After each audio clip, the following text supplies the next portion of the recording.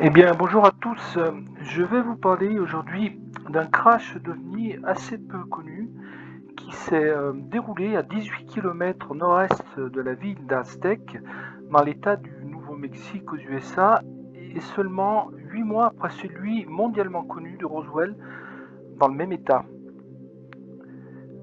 Voici une carte de l'état du Nouveau-Mexique qui nous donne un aperçu de l'emplacement des deux crashs distants d'environ 500 km. Il faut souligner que les crashs d'OVNI sont assez rares dans la vraie littérature ufologique, mais deux dans la même région posent beaucoup de questions. Alors, dans la matinée du 25 mars 1948, il a été observé par de nombreux témoins au-dessus de la petite ville d'Aztec, ce que l'on appelait à l'époque une soucoupe volante.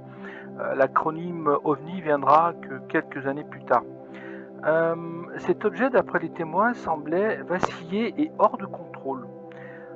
Il a été peu après découvert, posé sur un petit plateau rocheux. Alors voici les faits tels qu'ils sont connus. Peu après le crash, des ouvriers d'un champ pétrolier dans le voisinage et des habitants de la région sont venus observer l'objet de près. L'objet avait environ une trentaine de mètres de diamètre, une hauteur de 6 à 7 mètres, mais il ne semblait pas s'être écrasé car peu de dommages semblaient visibles. Alors bizarrement, il reposait au sol sur un angle laissant penser qu'il n'a pas pu déployer un quelconque support ou trépied. Les témoins décident alors de forcer un hublot pour s'introduire à l'intérieur et découvrent 16 corps d'êtres de type humanoïde, de petite taille, ils diront comme des enfants, et morts. Tous les corps étaient carbonisés comme exposés à une violente chaleur, alors que l'objet, lui, semblait quasiment intact. Après plusieurs heures de grande confusion où tout le monde s'agitait devant cet objet inconnu, les forces armées sont arrivées vers la fin de la matinée et ont bouclé toute la zone. Ils ont ensuite rassemblé toutes les personnes présentes sur les lieux et les ont soumises à des interrogatoires. Suite à ces interrogatoires, les militaires ont obligé chaque témoin à signer un serment de secret leur spécifiant que leur vie serait menacée s'ils parlaient de ce qu'ils avaient vu. Ensuite, la zone a été interdite, puis les jours suivants, le vaisseau a été transporté dans une base secrète. Plus tard, au mois d'avril 1948, une équipe de spécialistes militaires a nettoyé et restauré la zone, ne laissant aucune trace de cet événement, comme si rien ne s'était passé. Alors, la récupération du vaisseau a été programmée, de ce que l'on sait, depuis la base militaire de Roswell, rebaptisée Walker Air Force. Il faut se souvenir qu'à l'époque de l'affaire du crash d'OVNI à Roswell, en juillet 1947, il y avait eu, en premier lieu, une communication de presse mondialement relayée, puis dès le lendemain, une désinformation massive soutenue par des circuits très influents avait recouvert tout l'événement pour faire croire à une méprise initiale. Bien sûr, fort de cette expérience, les militaires avaient acquis le savoir-faire pour gérer l'affaire du crash d'Aztec, aussi bien sur le plan récupération matérielle que, et surtout, relation avec le public afin de minimiser au maximum de possibles fuites et pour parer à d'éventuelles divulgations de militaires impliqués dans la récupération, on en comptait environ 200, chaque dossier officiel affecté à ces personnes a été remis à jour, faisant en sorte qu'aucune d'elles ne se trouve dans cette partie du pays au moment de l'incident afin de pouvoir démentir toute information. Alors, le crash d'OVNI d'Aztec survint 8 mois après celui de Roswell, si bien que les événements de ce, on va dire, contact extraterrestre, je le qualifie comme ça, fut très peu connu dans la ville d'Aztec et presque inconnu hors de la ville. A noter également qu'il n'y a jamais eu la moindre information à propos de ces êtres composant l'équipage du vaisseau.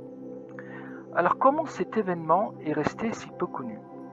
Eh bien en fait, Tout ce que l'on sait à ce jour repose sur les enquêtes réalisées par 3 personnes. La première personne est Frank Scully, qui sortira un livre en 1950, intitulé dans sa traduction Derrière les soucoupes volantes, et qui sera le premier livre à alerter le monde sur cet extraordinaire événement, mais qui sera vite discrédité pour 2 raisons qui apparemment se sont combinées. La première raison viendrait d'une jalousie d'un journaliste, ici en photo, je crois que c'est l'une de ses dernières photos quelque temps avant son décès, c'est monsieur J.P. Camp qui pensait pouvoir acheter à Frank Scully son histoire de soucoupe en 1949, donc avant la sortie du livre, pour essayer d'en faire un best-seller publié sous son nom, car à l'époque, les soucoupes volantes, eh bien, elle faisait les premières pages des journaux, mais sa négociation n'avait pas abouti. Lorsque le livre commencera à avoir un certain succès, et par dépit, d'après ce que l'on sait, ce journaliste décidera de détruire Frank Scully en discréditant son histoire de soucoupe volante, et pour arriver à ses fins, il ruinera la réputation de ces 2 informateurs qui sont à l'origine du livre. Il contactera ensuite le FBI afin de trouver un motif pour leur intenter un procès et les traîner en justice.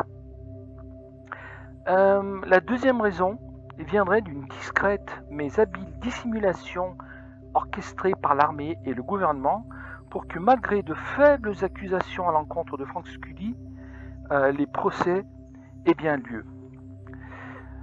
Alors, ces procès n'ayant abouti à aucune condamnation ni amende de part et d'autre, une forte campagne de presse diffamatoire contre eux eut pour effet de transformer en ridicule canular l'histoire du crash de l'OVNI d'Aztec.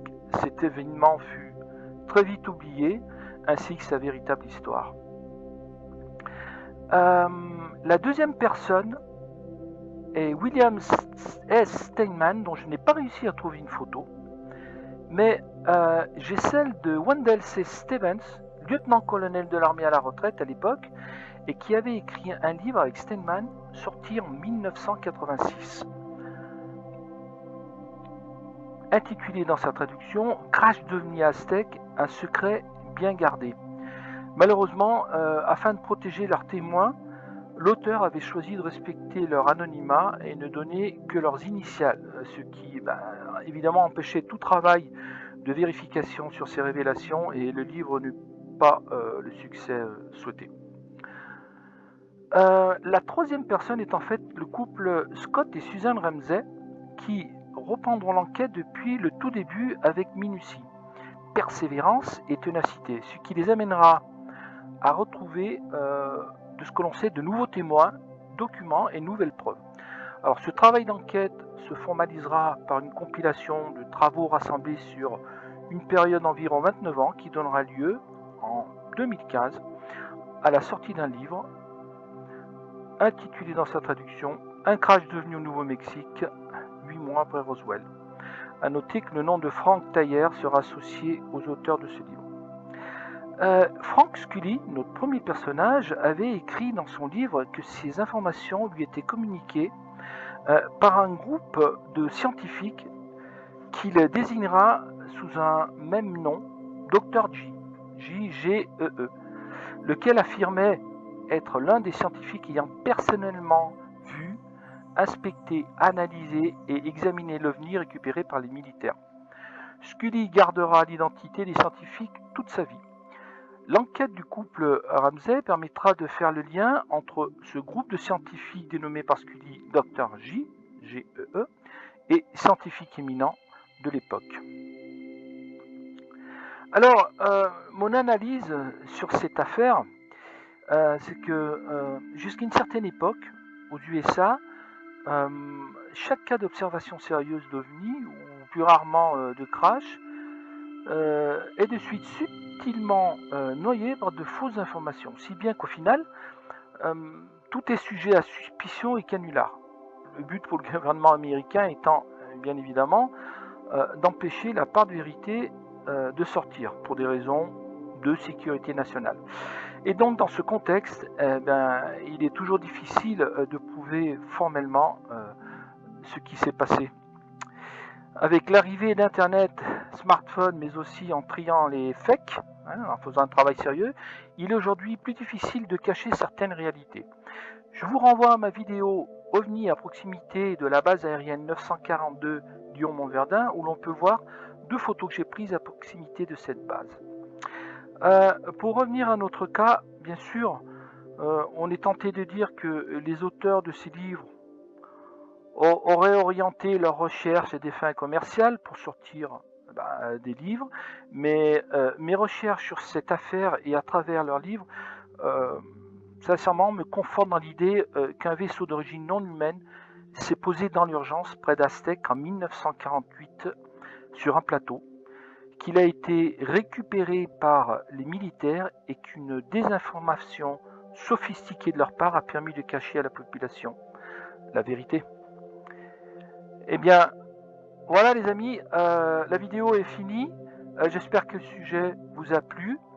Comme d'habitude, si vous avez des commentaires, n'hésitez pas à me les laisser. Allez, à bientôt. Bye bye.